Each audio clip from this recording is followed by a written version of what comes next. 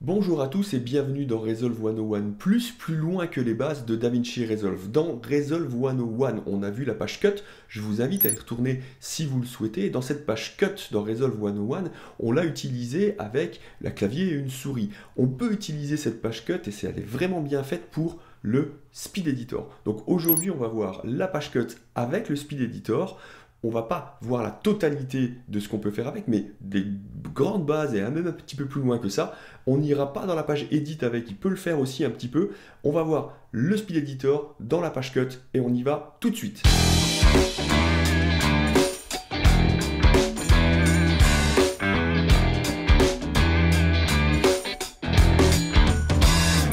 Donc nous voilà donc dans le Resolve, dans la page Cut et dans notre projet 1. Normalement, on est maintenant familier avec ce projet 1. Si jamais vous ne l'êtes pas, je vous invite à retourner dans Resolve 101. Ce projet 1, on le crée, on le règle, on y met des timelines, on fait des choses, plein de choses. Et on y parle de la page Cut, justement, la page dans laquelle on est, puisque c'est dans cette page Cut qu'on va utiliser le plus souvent le Speed Editor.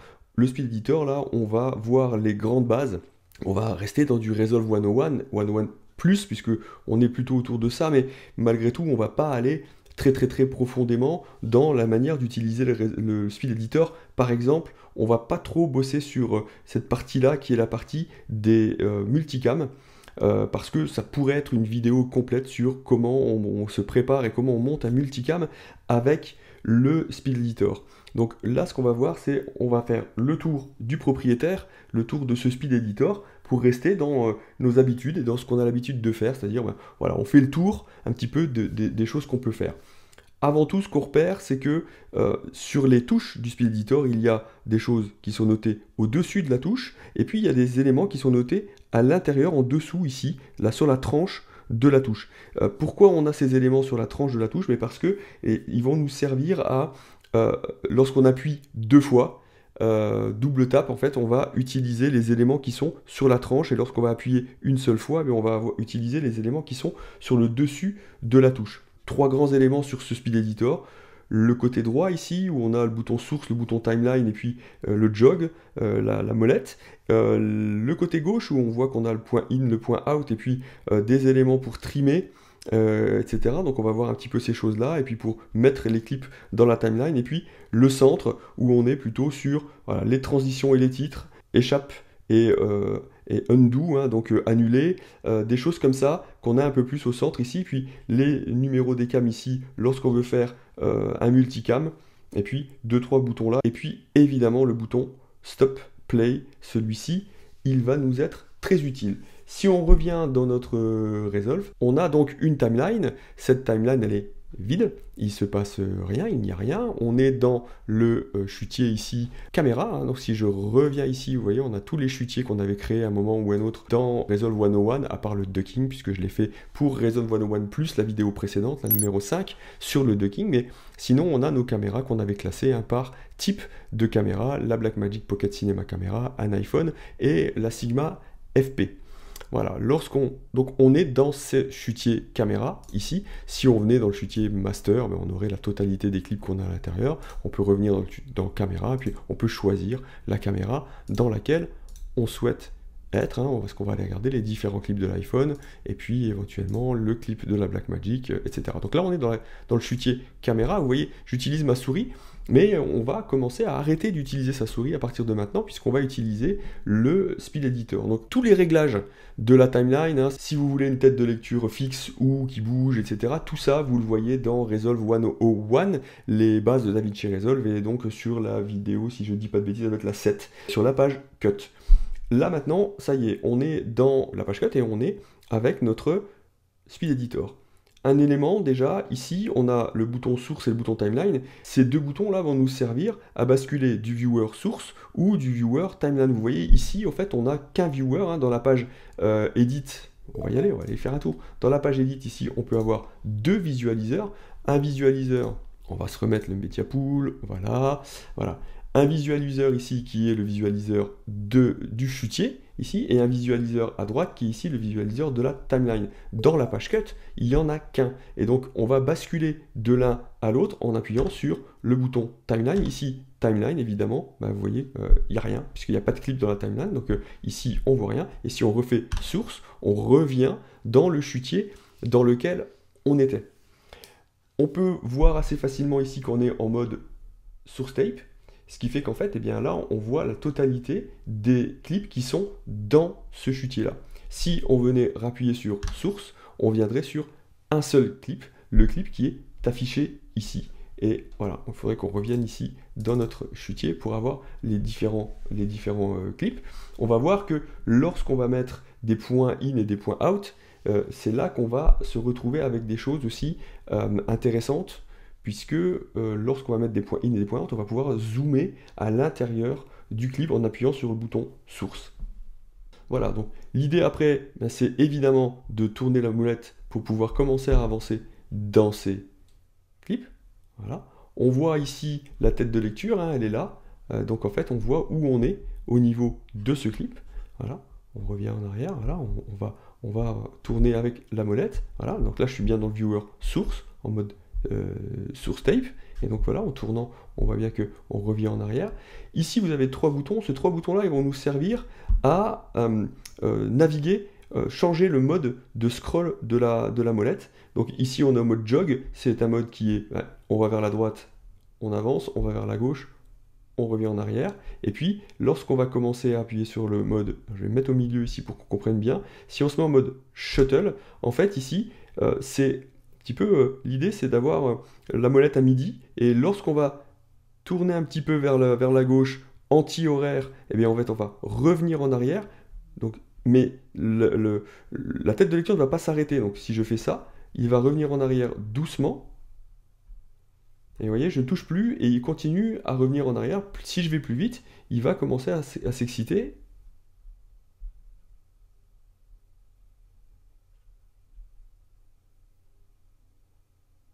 Voilà, x4, x29, hein, il va aller très vite, voilà. Et quand on revient au milieu, il s'arrête. Si je vais vers la droite, voilà, plus je vais aller vers la droite vite, plus il va décider d'aller vite. Là, on est en x8, là, on va passer en x41.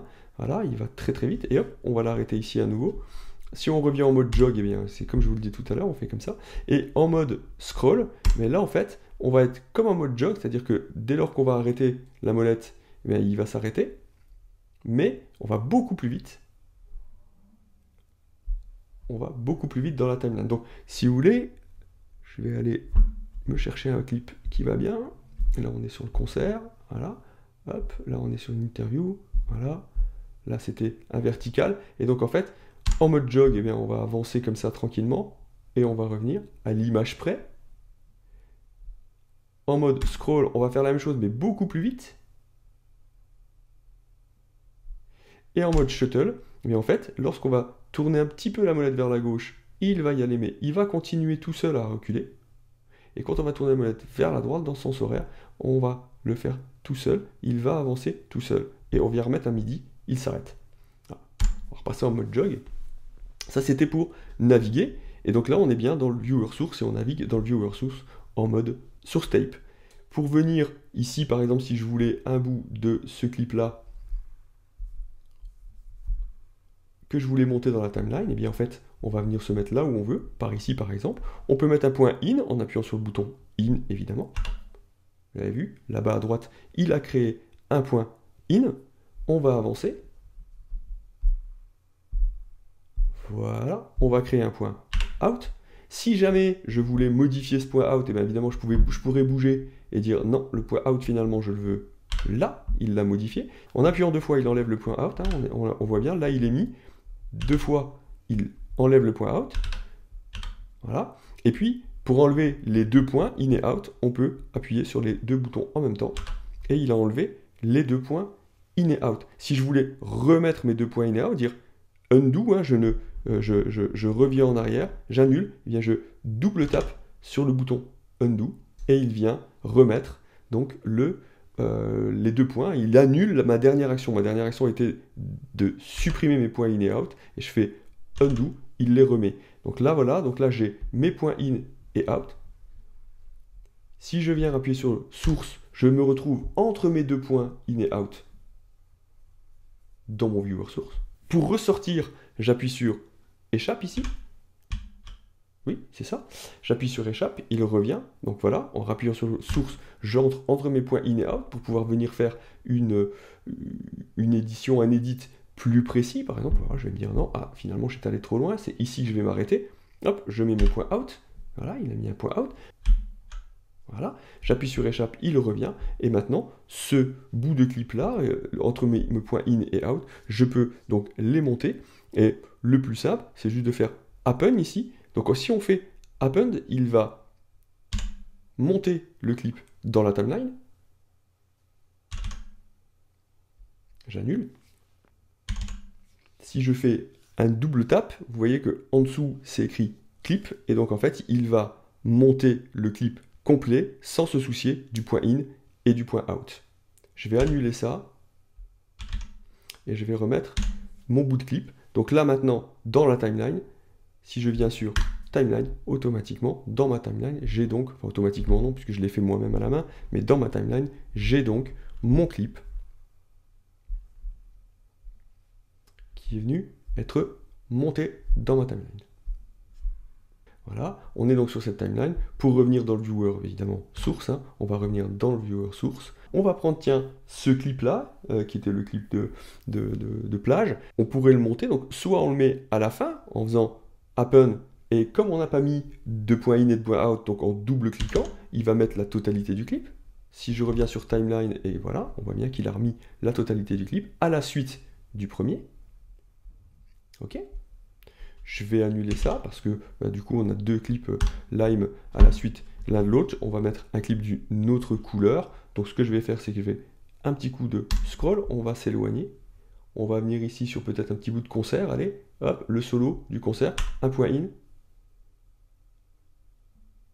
Tiens, le chanteur qui boit, hop, on va s'arrêter là, un point out. Et puis là, soit on va le placer à la fin de notre timeline, donc on fait append, voilà, il est venu le mettre à la suite de notre clip sur la fin de notre timeline. On pourrait lui dire, on va annuler, on pourrait lui dire de venir un peu par là. Hop, on va venir dans, par contre on va rester ici, on va venir dans notre viewer timeline, on va se mettre ici au niveau de la timeline et on va lui dire, hop, si on revient sur la source, on va lui dire que cette source, je voudrais la mettre au-dessus, place on top. Je viens cliquer, il vient le placer au-dessus, sur la piste d'au-dessus, au niveau de ma tête de lecture. On va annuler à nouveau. Donc voilà, si on décide de le mettre à la fin, donc comme on l'avait fait, eh bien on vient le mettre ici à la fin. On est ici là sur notre chanteur en fait. Alors, si on vient sur notre chanteur ici par exemple, voilà, je suis dans le viewer source, mais si je venais sur le viewer timeline, je viens sur notre chanteur ici à un moment où il est en train de chanter. Voilà, là il chante et je pourrais lui dire de me faire un petit close-up. Et vous voyez, il est venu au niveau, alors je vais l'annuler, mais il va venir au niveau de la timeline, de ma tête de lecture ici. Il va venir, on va faire un moment où le chanteur a la bouche ouverte, on fait un petit close-up, et il est venu au moment de ma tête de lecture, là où il avait la bouche ouverte, me faire un close-up de 5 secondes, je crois, si je dis pas de bêtises. Voilà. Et ce close-up, lorsqu'on va rester appuyé sur ce close-up et qu'on va tourner la molette, on va pouvoir modifier sa position Y, sa position verticale, vous voyez, je tourne avec la molette, ok, voilà, donc si j'annule ça, undo, vous voyez là, il m'a mis un close-up, mais je trouve que mon chanteur il est un tout petit peu trop haut, mais je reste appuyé sur mon bouton close-up, je vais baisser avec ma molette, et là, j'ai recentré mon close-up.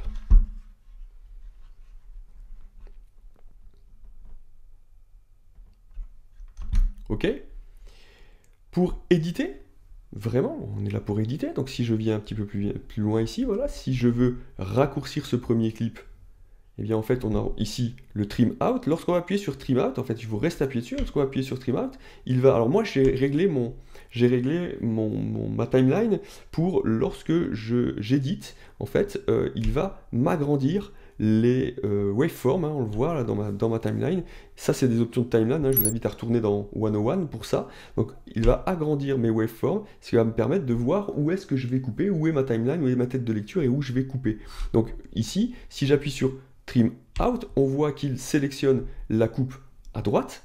Et lorsque je reviens avec ma molette, je viens éditer mon clip et il ramène, si je vais vers la gauche, hein, si je vais anti-horaire, il va revenir vers la gauche, il ramène, il écourte mon clip, et si je vais vers la droite, il va rallonger, tout en poussant tous les clips qui sont derrière sur la timeline. Si je décide de m'arrêter là, hop, je m'arrête là. Si je fais un trim in, il va aller sélectionner l'autre clip, et donc de la même manière, ici, je vais pouvoir m'éloigner ou me rapprocher. Alors évidemment, là, c'est pas très probant au niveau des waveforms, hein, parce que c'est pas une belle waveform, mais l'idée c'est celle-ci. Donc voilà. Voilà. On pourrait aller le faire tout au début, hein, si je vais tout au début de ma timeline, ici. Voilà. Ici, je fais in, il va sélectionner ma coupe à l'entrée, je vais la ramener. Et vous voyez que il ramène la totalité de ma timeline avec lui. Évidemment, play, stop, pause, ou alors avec la molette. Voilà. On peut faire aussi, ici, si je décidais d'arrêter, de couper complètement ici, et de ramener la totalité de ma timeline, on fait un split ici. Donc, split, il a coupé, hein, vous voyez, il a mis une coupe. Et le clip sur lequel je suis avec ma tête de lecture, je peux le supprimer.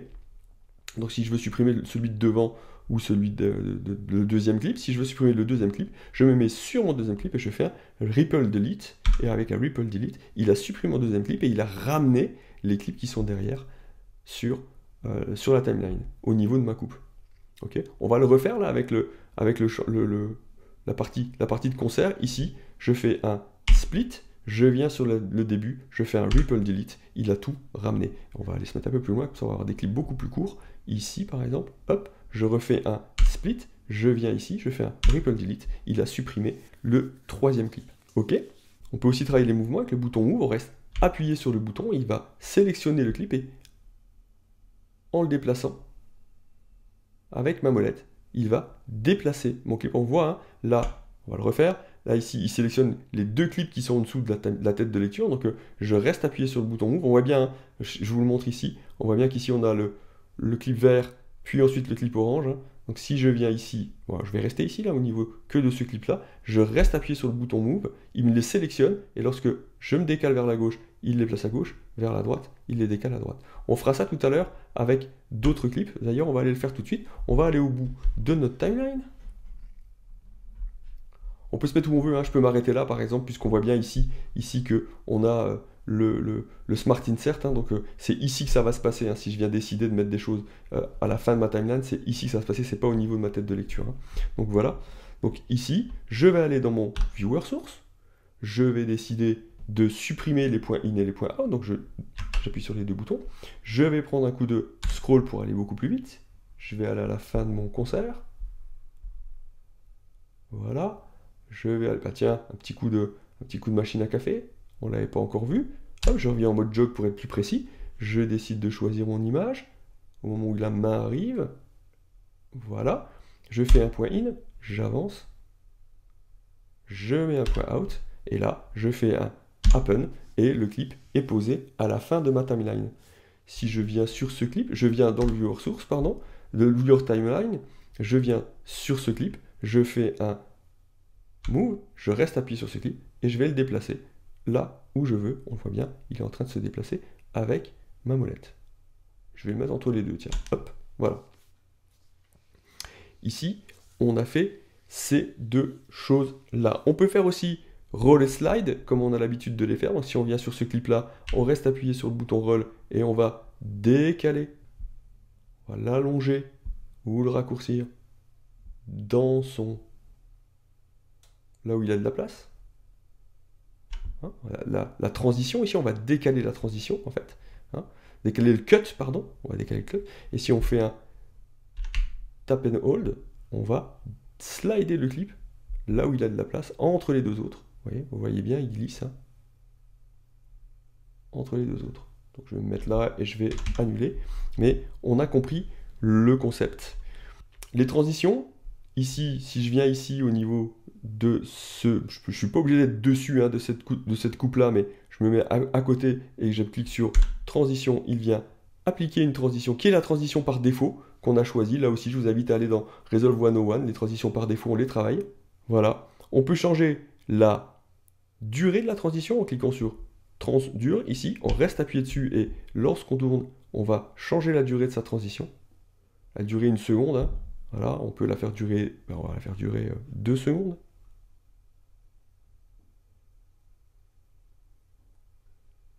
Voilà, plus elle durait 2 secondes, elle va durer 3.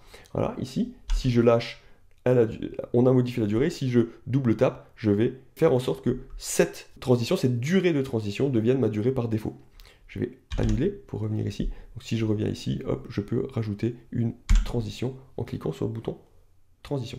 Ok, je vais annuler ici. Lorsque je suis sur une transition ici, que je reste appuyé sur le bouton transition, je peux choisir de changer la transition. Je tourne avec ma molette et je choisis de changer ma transition. Donc, hop, si je fais annuler, on voit bien ici, on a un cross dissolve parce que c'est la transition par défaut. Je viens sur ma transition, je reste appuyé, je viens chercher autre chose. Je vais lui dire, tiens, je vais prendre ça, bande d'or, ok, voilà. Et lorsque je viens appuyer, il a changé la transition, ok. Pour la partie titre, eh bien, il faut aller dans les titres. On va prendre un texte simple, on va l'appliquer ici, voilà, et lorsqu'on est sur ce titre et qu'on va double-cliquer et rester appuyé, on va passer, alors je vais sortir de là, ça on va voir, on va retourner dans le Media Pool, hein, ça on va bien voir de quoi on parle.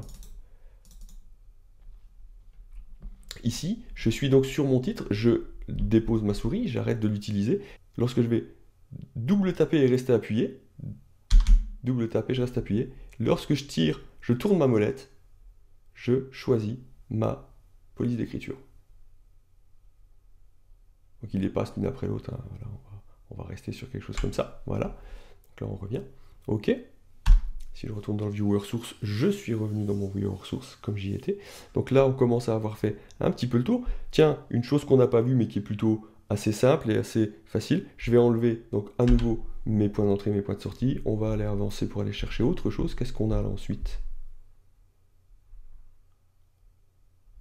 Admettons qu'on prenne ceci. Si je viens mettre un point d'entrée, un point de sortie, je peux décider de ne monter que la vidéo. J'appuie sur ce bouton-là. Vous avez la petite lumière qui reste allumée.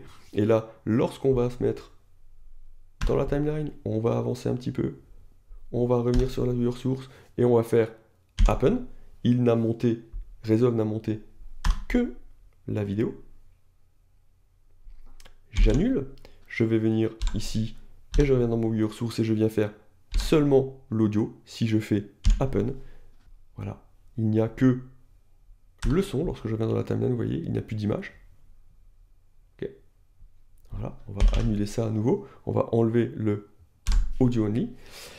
Nous avons fait un certain nombre de choses. On peut encore ici travailler l'audio level. Si on reste appuyé sur le bouton et que on tourne la molette, on voit bien qu'on a le niveau audio qui monte et qui descend. Hein, vous voyez, on le voit dans la timeline, hein, on le voit bien. Ok.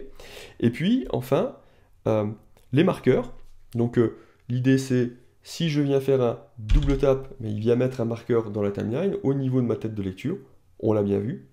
Si j'annule. Et si je viens faire un double tap et que je maintiens, il va me proposer, avec la molette, de choisir une couleur de marqueur.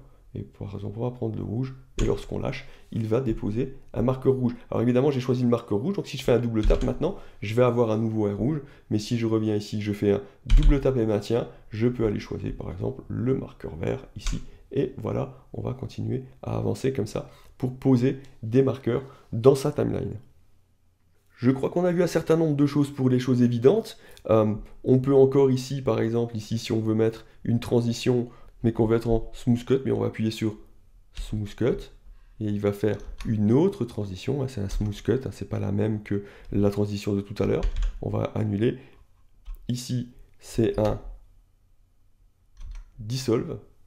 Alors, c'est ma transition par défaut, hein, le dissolve. Donc, hop, voilà. Parce que ici, j'avais mis la barre d'or. C'est celle que j'avais choisie. Si je viens ici et que je fais transition, il va réappliquer une barre d'or. Ok.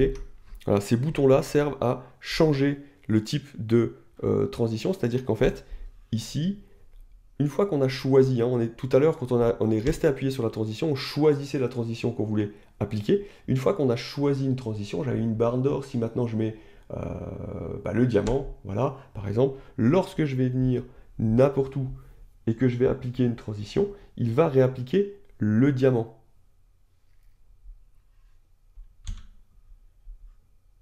Voilà, il a réappliqué le diamant, vous voyez. Voilà. Maintenant, si je lui dis, bah non, ici, je ne veux pas réappliquer le diamant, je veux réappliquer un dissolve, mais je viens ici cliquer sur dissolve, et il a modifié, il a appliqué un dissolve. Donc ici, en bas, vous avez les transitions les plus couramment utilisées, le dissolve, le smooth cut, et alors le cut, hop, c'est pour enlever la transition. On repasse à un cut. D'accord? Si je revenais par là-bas, hop, ici j'avais un diamant, j'en veux plus, je veux un cut, hop, j'appuie sur cut et il a enlevé la transition.